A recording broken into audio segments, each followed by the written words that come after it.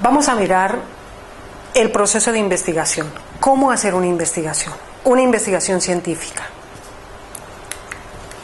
El orden de la presentación, voy a hablar un poquito de precisar el término conocimiento. A partir de una definición, los tipos de conocimiento y las características del conocimiento científico. En la segunda parte, el proceso de investigación con un modelo de investigación de mi autoría, en la cual está dividido en 4 fases: la fase lógica, la fase metodológica, la fase técnica y la fase de contrastación. Hay muchas definiciones de conocimiento. Yo he cogido una que me parece muy sencilla, muy pertinente para lo que quiero mostrar, cómo hacer de una manera fácil una investigación científica. El conocimiento es la representación mental de la realidad susceptible de ser transmitida a otras mentes por vía no genética. Esto es de Jorge Wagensberg, un catalán, si mal no estoy. Tomo esta definición porque me permite hacer una comparación entre los diferentes tipos de conocimiento de acuerdo a la forma como se ha generado. El mismo Wagensberg habla de el conocimiento científico, el conocimiento artístico y el conocimiento revelado. El conocimiento científico tiene como características la objetividad, la inteligibilidad y la dialéctica. Si queremos generar conocimiento científico, eso implica que el investigador no puede dejar incluir allí aspectos subjetivos. Tiene que hacer lo más cercano posible a la representación de esa realidad. La inteligibilidad implica que se pueda transmitir de una persona a otra fácilmente, que cualquier persona lo pueda entender. Y la dialéctica es que en virtud de los contrarios se pueda mejorar, y el conocimiento científico se debe ir reevaluando y se debe ir mejorando. Estas 3 características contrastan con el conocimiento artístico. No se le puede pedir a un artista que no deje aflorar su subjetividad, porque esa es la razón de ser de su creación. No se le puede pedir a un teólogo que exija que el conocimiento sea objetivo, porque allí se habla de un dogma de fe. Entonces, en contraste con esos 2 tipos de conocimiento, el conocimiento científico debe cumplir esas 3 condiciones. Decimos que el conocimiento científico es el conocimiento que se genera mediante el método científico, y ese método científico es el que nos garantiza esas 3 condiciones, esos 3 aspectos de objetividad, inteligibilidad y dialéctica. Para generar ese conocimiento podemos analizar una cadena que está conformada por las variables, los datos, la información y finalmente el conocimiento. Esto desde una perspectiva, si quieren, de la aplicación de la estadística en la generación del conocimiento. Las variables son rasgos, son aspectos muy propios de cada uno de los elementos de la población, y toma valores diferentes en cada uno o para algunos de esos elementos de la población. Por eso varía. Si no fuera variable sería una constante.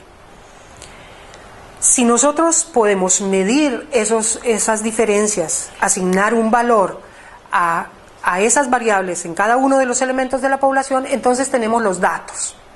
Entonces los datos son una cantidad de valores que por sí solos no los entendemos. Entonces debemos hacer un proceso de análisis estadístico para poder sintetizar la esencia de esos datos. Eso es la información.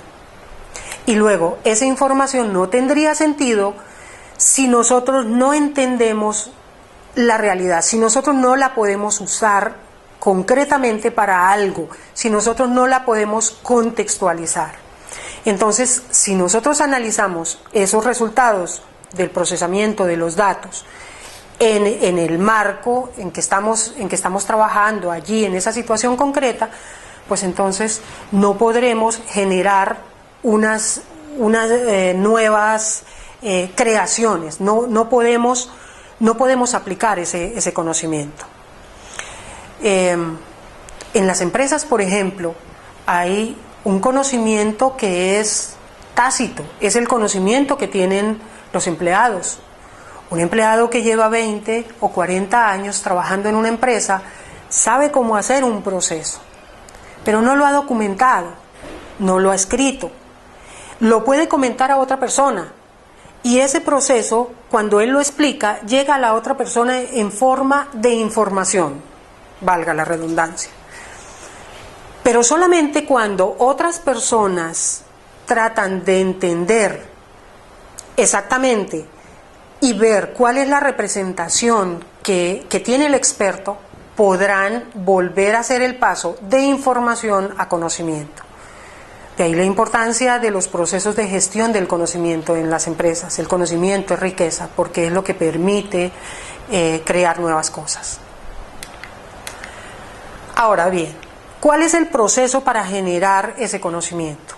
Es muy sencillo. Yo quiero presentar un modelo muy cercano a cada persona, independientemente del perfil profesional, independientemente que tenga siquiera una formación académica muy amplia. Mi modelo de investigación se divide en 4 fases: la fase lógica, la fase metodológica, la fase técnica y la fase de contrastación. Esas fases las represento en un círculo, porque cada una de las actividades del modelo se toca con otra. No pueden estar aisladas. Yo no puedo estar en una fase lógica sin estar pensando qué resultados voy a obtener en la fase de contrastación. Por eso la forma del modelo. Voy a ir explicando muy rápidamente qué es cada una de las fases y qué actividades la conforman. La fase lógica es donde entendemos exactamente qué queremos investigar, por qué lo hacemos y para qué lo hacemos. Entonces allí vamos a apoyarnos en el análisis de la problemática. Cuando entendamos la situación, qué es lo que está faltando, podemos generar unas investigaciones identificando cuál es el problema de investigación. El problema de investigación es la información que debemos obtener con la investigación, es lo que necesitamos para tomar una decisión. Luego planteamos los objetivos y en algunos casos las hipótesis. No siempre podemos plantear hipótesis. Los objetivos, un objetivo es sencillamente una descripción muy breve, muy concreta, de la manera como paso de una situación actual a una situación deseada, es decir, a una situación futura, o cómo pasar de hoy, que me falta una información, al momento final de la investigación cuando tengo esa información. Entonces me describe ese proceso. Las hipótesis son afirmaciones que hago con respecto a los resultados que voy a obtener en la investigación. Decía que no siempre planteamos hipótesis. Si yo estoy haciendo una investigación exploratoria, pues es una investigación que hago cuando no tengo información al respecto. Es un primer acercamiento a entender algún fenómeno. Entonces, allí estrictamente no planteo hipótesis, pero cuando ya tengo una cierta información y quiero precisar algo, puedo plantear unas hipótesis y llevarlas hasta el final, hacer lo que en estadística se llama la prueba de hipótesis. Para complementar la fase lógica necesitamos la base, necesitamos el soporte de toda la información existente. Eso lo compilamos en algo que se llama el marco. Puede ser un marco teórico si la información que está allí obedece a teorías científicas. Puede ser un marco referencial si simplemente estamos dando un contexto. O puede ser un marco conceptual si lo que colocamos allí es simplemente la descripción o la presentación de los conceptos claves, nada más, porque quizá estamos hablando con expertos o no hay necesidad de ampliar más esa información. Cualquiera de los marcos me permite tener un soporte para entender exactamente los resultados que se obtienen con la investigación. Cuando tengo esas tres actividades y las tres están de una manera coherente, ya puedo pasar, solo en ese momento puedo pasar a la siguiente fase, que es la fase metodológica. Si alguna de esas tres actividades no están adecuadamente empalmadas, seguramente más adelante encuentro vacíos y tendré que regresar. Entonces, el consejo es, hagamos bien esta primera parte. Ahí ya estamos perfectamente seguros que podemos continuar, que vamos a hacer el diseño metodológico de la investigación, que es en la fase metodológica. La fase metodológica es la síntesis del cómo haré la investigación. La primera actividad de la fase metodológica es la identificación y definición de las variables. Yo lo he llamado la operacionalización de las variables, porque la variable es un rasgo, es una característica. En principio lo podemos ver como algo un poco abstracto, pero necesitamos eso colocarlo de una manera sencilla, que lo podamos manejar, que lo podamos manipular, que lo podamos operar. Por eso el término operacionalización de las variables. Debemos hacer una definición conceptual, es decir, qué significa la variable en el contexto de la investigación, y operacional, cómo la mido, cuáles son los posibles valores que tiene esa variable. Luego hacemos el diseño del proceso de medida. Una vez tenga los datos, qué análisis estadístico, qué herramienta de análisis estadístico, qué método, pero también qué herramienta informática voy a utilizar. Y finalmente, el diseño del proceso de medida, es decir, cómo hago todo es un protocolo que me permite describir de qué manera voy a llegar a generar esos datos. Cuando tenga todos estos tres elementos perfectamente sincronizados, obviamente acorde con la fase lógica, puedo pasar a la siguiente fase, que es la fase de ejecución o la fase técnica. En la fase técnica es coger esos diseños e implementarlos. Entonces, realizar el proceso de medida, hacer el control de calidad de los datos, porque si los datos son la base para la generación del conocimiento, pero yo tengo unos datos que no son de calidad, pues entonces voy a tener un conocimiento que no se ajusta a la realidad. Ese control de calidad hay que hacerlo en todo el proceso de medida y debe haber unos protocolos precisos.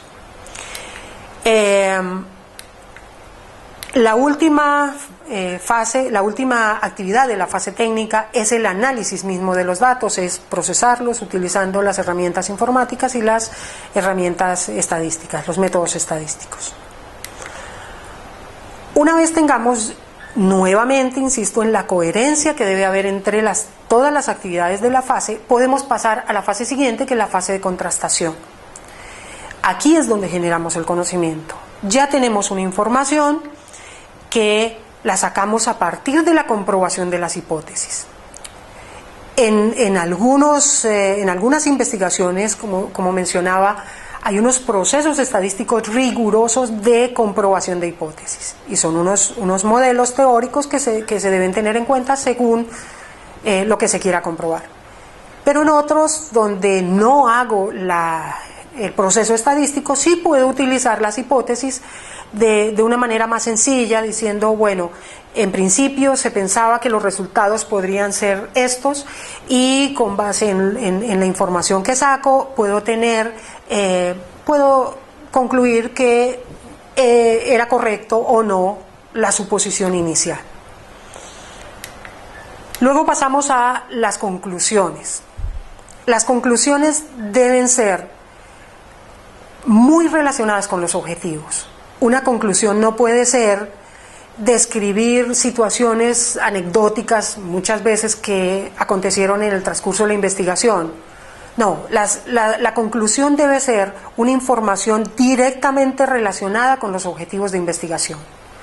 En el objetivo de investigación se debe precisar cuál es el producto, cuál es la información concreta. Aquí este es el momento de empalmar esos dos aspectos, de hacer la unión con el objetivo.